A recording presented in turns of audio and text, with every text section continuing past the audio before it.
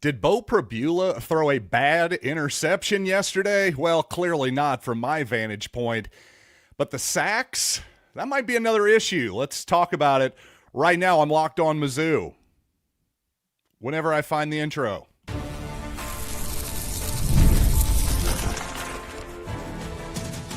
You are Locked On Mizzou, your daily podcast on the Missouri Tigers. Part of the Locked On Podcast Network, your team every day.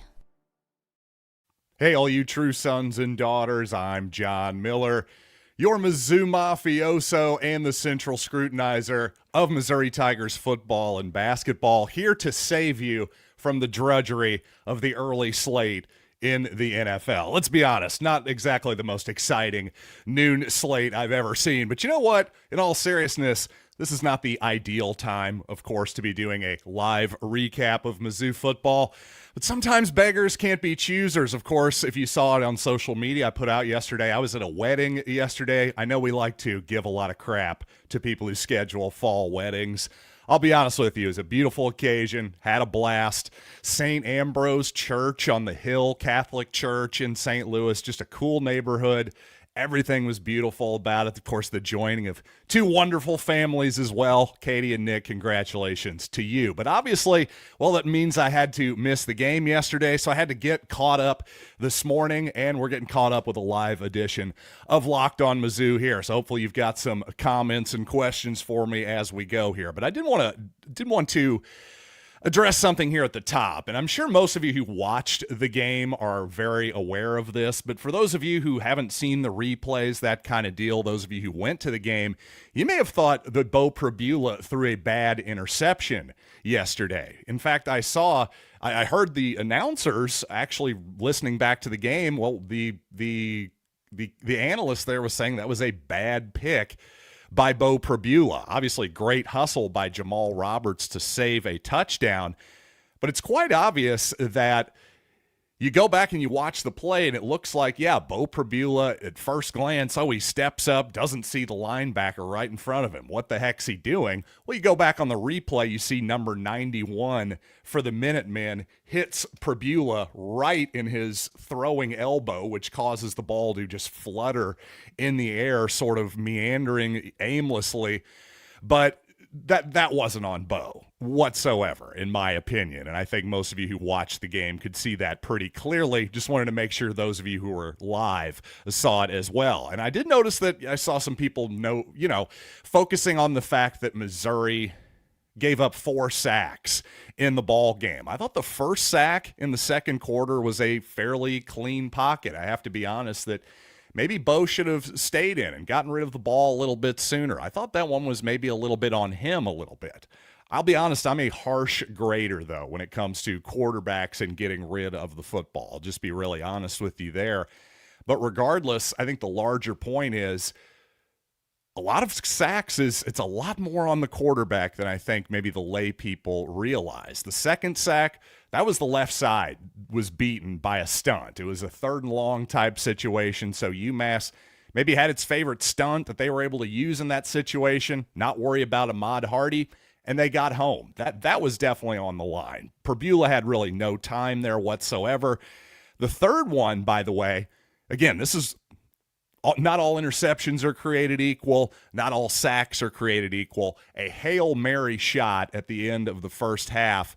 One thing I will say, though, just in general, obviously you're trying to buy time, throw the ball down the field for a miracle play. Who really cares if you take a sack? Or who cares, just as if you throw an interception on a Hail Mary, who cares? It doesn't matter. That's the point.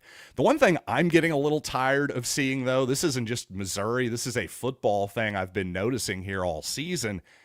Boy, these quarterbacks are just taking some massive, massive hits on some of these Hail Mary attempts, especially at the end of the half. Listen, if it's the end of the game and this is your last-ditch effort to even have a chance to win, by all means, hang in there and take a big shot if it means you get that pass up at the end.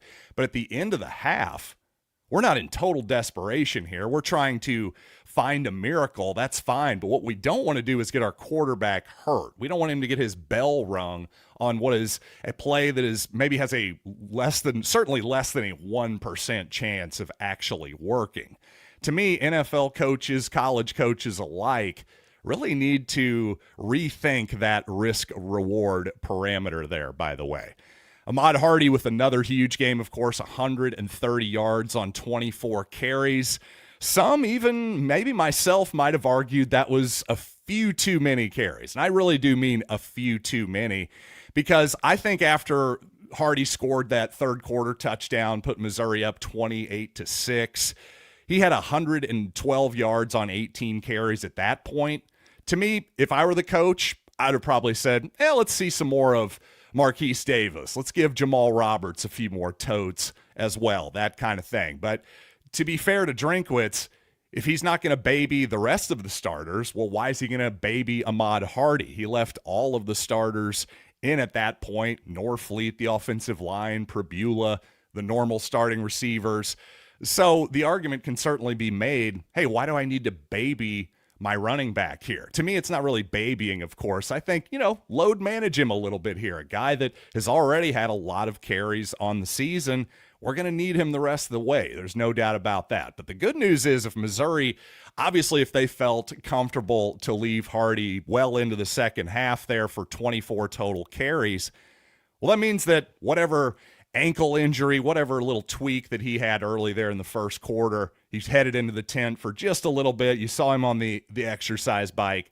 Obviously, Hardy seems completely fine. And, well, fortunately, Missouri with a bye week as well, rest up for that Alabama game. And speaking of the Crimson Tide, obviously heck of a ball game against Georgia last night. I wasn't able to see most of it. Was kind of watching that one a little bit on my phone on occasion at the reception. I will admit to that particular sin. But the thing is, Alabama, we were starting to think maybe Missouri will be favored in this ball game. I'm not so sure after they just went down to Athens and won. But regardless, this is going to be a tough matchup for Missouri. But really, even so, probably not as big of a spread as I would have imagined. I thought coming into the season, just based purely on projections, which had the Crimson Tide as high as number 2 in the country, Missouri, say, 20th or so, to me, that's a 9-10 point spread probably. Well, now Missouri probably closer to 10th in the projections, and Alabama probably right there with them. I don't know, maybe they're a little bit higher after obviously a huge win in Athens.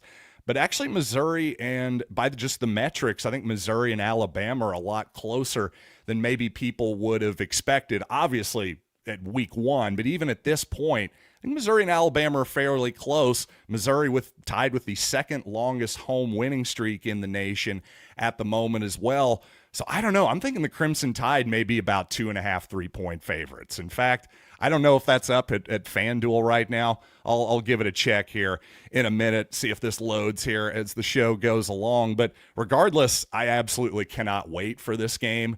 Some people are saying, hey, what about College Game Day? Now that the Tide have taken down Georgia, Missouri is undefeated. Will College Game Day come for this one? People were thinking maybe the Mayor's Cup would have had Game Day.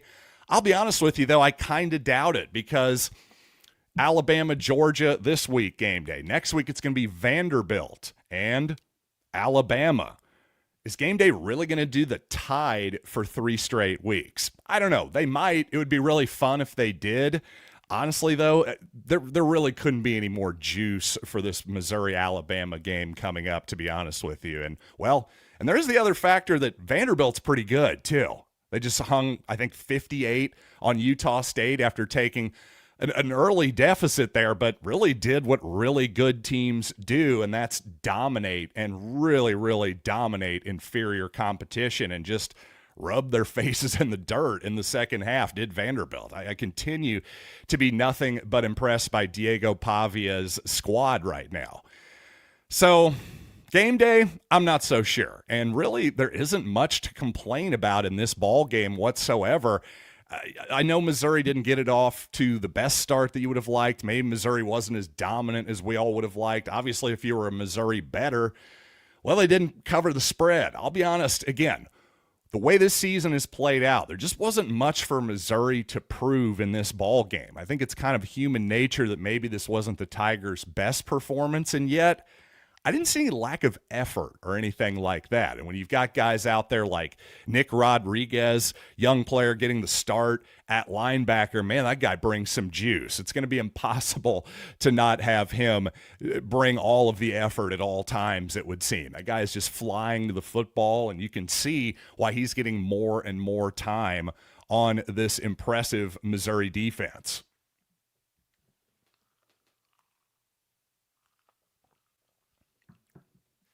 Another big plus, I would say, Demarion Folks with not only a nice kick return, but a big punt return in the second half as well. And especially on the kick return unit, I think this is a semi-big deal because early in the season, I just haven't loved what I've seen from the Missouri kick returners and just their blocking, too. It's a whole unit.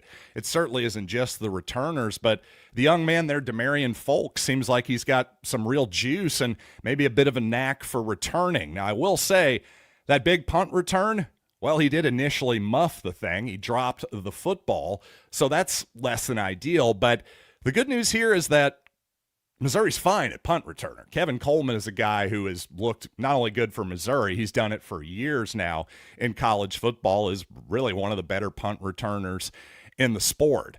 By the way, a couple touchbacks early for Missouri on, speaking of kickoffs going the other way, when Missouri's kicking it off, no drop kicks this week. I was a tiny bit disappointed, I have to admit, as a lover of weird football. But strategically, obviously, kicking it deep makes sense. I will say that even though Missouri had probably 3 or 4 touchbacks, not exactly been booming through the back of the end zone like you see often in college football. I think the Tennessee kicker made one through the upright off the kickoff, for example, yesterday. So, you know, that unit worries me a little bit too, and that's where special teams at times for Missouri has come up short the last couple years. I think we've really improved at punt returner, but as far as some of the other elements, well, I would call some of that into question just a little bit. And by the way, I do have more to talk about on this show, of course, but before we get there, and what do I want to talk about? Oh, maybe the worst Missouri uniform combination in history. Can we please just go with black tops and black helmets? Would that be the worst thing in the world? I know, I'm becoming an old man, aren't I? Go ahead, say it. You can call me a boomer. I can take it. But by the way, you know what else can take it? Your new Mazda vehicle. And this episode is brought to you by Mazda's Moving the Game Forward, for those who believe it's not just about playing the game, it is about redefining it. And there are moments that do more than put points on the board. They move crowds, move culture, and keep the game forward. This week's moment that moved the game forward, well, it's got to be that great Ahmad Hardy touchdown run, in my opinion. Talking about moving forward, that guy just seems to push the line of scrimmage and the pile forward every single time. Good luck tackling him with one person. And when you follow what moves you, the unexpected is only the beginning. And just like there's more to every highlight, there's more to a Mazda vehicle. It is Mazda. Move and be moved.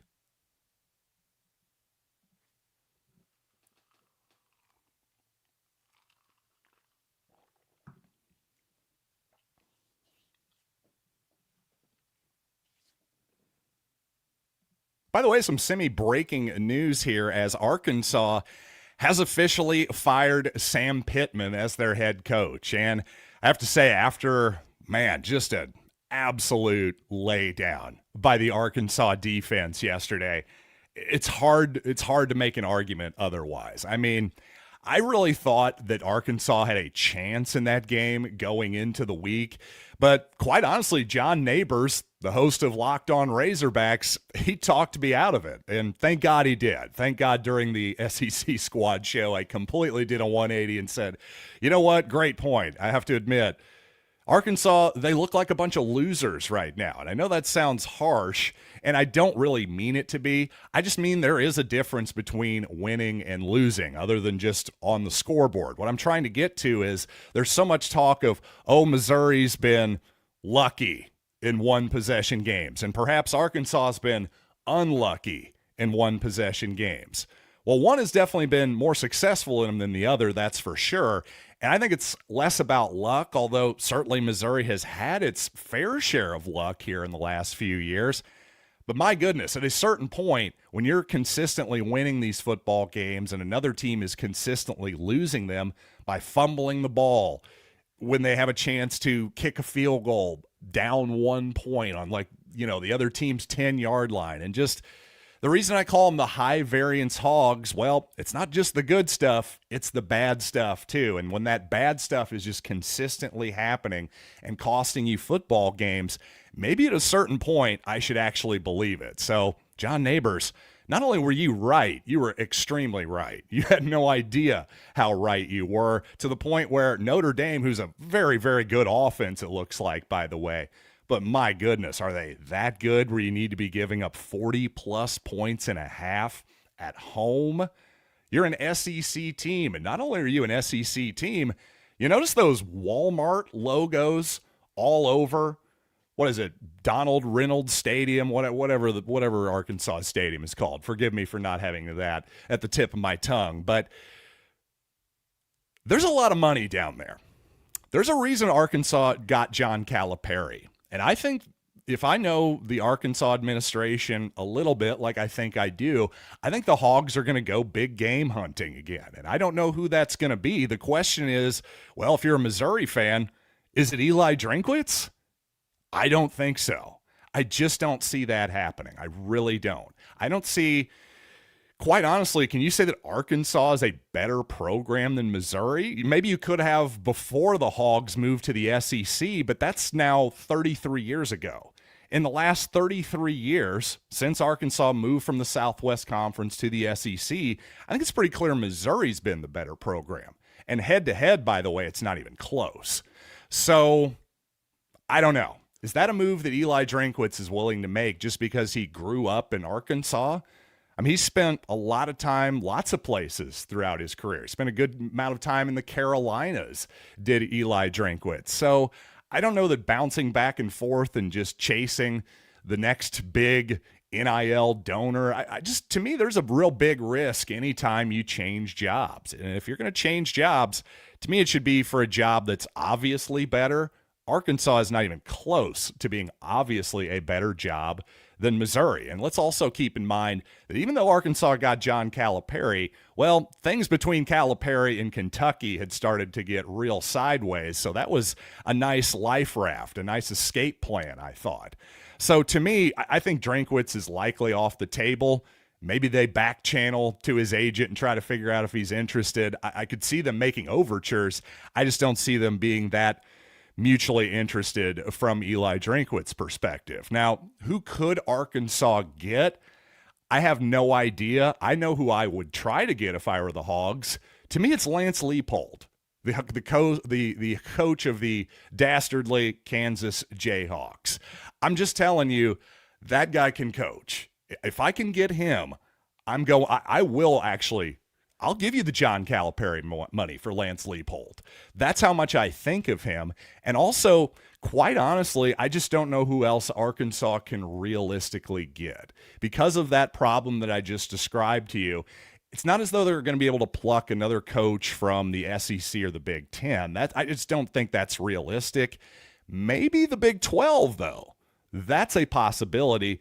Maybe even more likely, though, you look at somebody from the Group of Five or a big-time coordinator at a big-time school. The Tulane head coach comes to mind, for example. That's somebody I could definitely see Arkansas going after, but you got to call Lance Leipold. You absolutely have to call his agent, figure it out, because that guy, if Arkansas gets him, well, on one hand, I'll be happy because hopefully Kansas will be just absolutely a doormat again. That I would enjoy.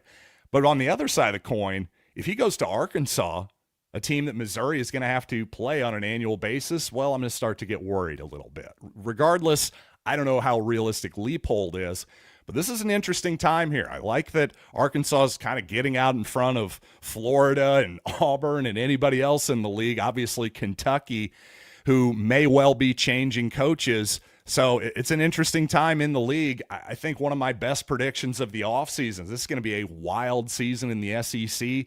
So far, that is definitely playing out. And I think with all the money swishing around in this league, I think your leash is so short as a coach right now. Certainly Billy Napier's feeling it.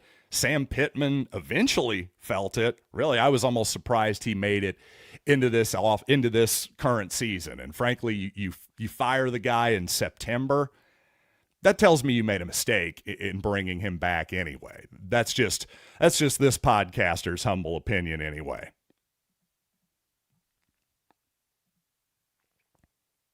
And coming up on the show, of course, got more on this UMass game, including some plays that Kirby Moore has created that I absolutely love, and one in particular that Kirby absolutely loves himself. So let's break it all down here in a minute. But it's almost the weekend, and it's time to look back and crown this week's MVP on Who Delivered, powered by DoorDash. Just like you can win every Saturday with DoorDash Streaks, saving you more time every time you order, saving you more, every time you order. Well, these players delivered when it mattered most. And I'm just going to say the entire Missouri defense, which gave up one touchdown on a short field. The Tigers right now giving up the fewest yards per game in the entire country. And that's even with giving up a few explosive plays here and then too. And really, I do want to talk more about Missouri's defense, by the way, at the end of the program. And by the way, just like the Tigers delivered just like the Tiger defense, I should say, delivered for Missouri, DoorDash delivers your Saturdays. With DoorDash Streaks, you save every Saturday you order. Stack it up all season, and you could save up to $250, including $100 in DoorDash credits. Order this Saturday. Keep the streak alive. Fuel your game day only with DoorDash. Terms apply. Promo period through 11/18. And also, I got to tell you about 5 Hour Energy, because caffeine just got a flavor upgrade. 5 Hour Energy shots deliver tasty caffeine in 17 bold flavors. Each 2-ounce shot packs the caffeine of a premium 12-ounce cup of coffee, plus plus B vitamins and nutrients with zero sugar and zero crashes. And here's my favorite thing about 5 Hour Energy. Not only are these things convenient, you keep them in your golf bag. They help you power through, the end of your podcast. When obviously I'm a little bit sleep deprived after this weekend, I'll be honest with you. I could use a little 5 Hour Energy right now, to be really honest. But also, it's going to save you a lot of money, too. Again, a 12-ounce premium cup of coffee, not exactly cheap when you go out and get them. So get 5 Hour Energy instead. Enough with boring, flavorless caffeine. It's time to give your caffeine a flavor upgrade with 5 Hour Energy shots. Get the favorites you love, or be bold and try something new in store and online at 5hourenergy.com or Amazon today.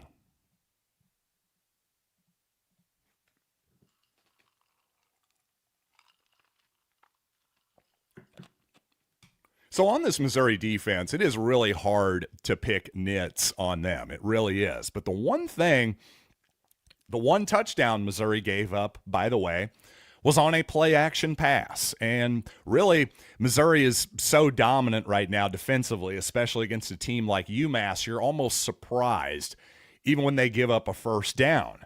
So when the Tigers did give up a couple first downs, sometimes it was on a play-action pass. I just think, hey, play action is hard for any defense to contend with, especially on a standard down type situation, or if the offense has a real big advantage, like it's 2nd and 1. Guess what? That's a tough thing to defend, the play action pass. There's a reason all the smart coaches seem to use it a lot these days. But I do think maybe Missouri has been a little bit aggressive, especially the second level of the defense, their linebackers. Hey, as good as we've been against the run, maybe we can just loosen up just a tiny bit. I'm talking real broadly here, nothing specifically like, oh, do this, do that. I'm just saying in general, it just seems like Missouri's getting a little bit too aggressive on playing the run part of the play action pass instead of, the actual pass part. Again, that is very much easier said than done. It's just something, again, I'm really having to stretch to find any criticisms of the Missouri defense right now. And it's tough to have a whole lot of criticisms for Kirby Moore right now, too. The Missouri offensive coordinator, I think after last season, obviously Missouri had a disappointing 2024 offensively. But I don't think much of that was on Kirby. I got to be honest, especially you look at how Missouri is calling the games this year. Man, there was a beautiful play that I've seen maybe some other teams run, but boy, Missouri executed it well in this game, and it's perfect for what Missouri does. Basically, Beau Pribula, hey, you've seen Missouri run a million outside zone type run, stretch play, whatever you want to call it. Well, looked like Beau Pribula was going to do that once again, but here comes, for lack of a better term, a counter. Kevin Coleman coming underneath the play. Actually, it's a fake. Oh, no. Pribula just pitches it to him and gets an easy bunch of yards there. That was a great play design. Also, Kirby clearly loves that new screen play when the running back is flared in motion. But again, it's actually Kevin Coleman who's going to get the pass. It looks like even that the ball's being thrown to that flared running back. But in fact, actually he's throwing it a little closer to the line of scrimmage, but still behind it, importantly, so those offensive linemen can get way downfield. I've now seen Missouri run that, I think, 2 or 3 times, and every time it seems to catch the defense by surprise. I'm not really sure what you're supposed to do with all that, and it's one of those things that Missouri can probably fake and then take a shot to the guy who looks like he's blocking at some point too. So, man, if you're Alabama and you're their defensive coordinator, you got your work cut out for this Missouri offense. There is no doubt about that. Well, let's catch some comments here as we close the show out. Drink isn't going anywhere. Why would you go to a team? You've been their daddy for years. I can see Lance heading there. I'm glad we're on the same page there, Mr. Stein. Recruiting could be a factor too. Yep, Drink gets what he wants here. Him and Choi love each other. Would be shocking if he left for Arkansas. I'm glad everybody seems to be mostly on the same page here because, again, Drink really does run Mizzou. That is not an exaggeration whatsoever. What else we got here? John Miller flipped a 4-star for Mississippi State about an hour ago. That is true. That is something I probably should have brought up, and I certainly will bring it up on Monday's episode. Well, the fog. You tend to like that. Could see Gundy ending up in Arkansas. Would do well with more NIL. That's an interesting thought. You know, it wasn't that long ago that it seemed like things were going pretty well for Mike Gundy in Oklahoma State. I'm not really sure what happened there, to be honest. I haven't followed that situation closely enough. That's an interesting thought. I don't know. I don't know that I see that one happening. I do see Mike Gundy. I don't see him retiring or anything. When was that? I'm a man, I'm 40. That was like 2007. So what, he's a man and he's 58 now? I don't think he's just going to retire at 58 years old. I don't want to sound like Dabo Swinney here going, I ain't going anywhere. But that is basically my take here. And let's see what else we got. Any more good comments? I do wish we were more vertical at times on offense. Those Missouri jerseys do stink. Need a better gold version. Well, let's just get rid of the gold jerseys. Can we just wear black? Can we wear white on the road? Would that be the worst thing in the world?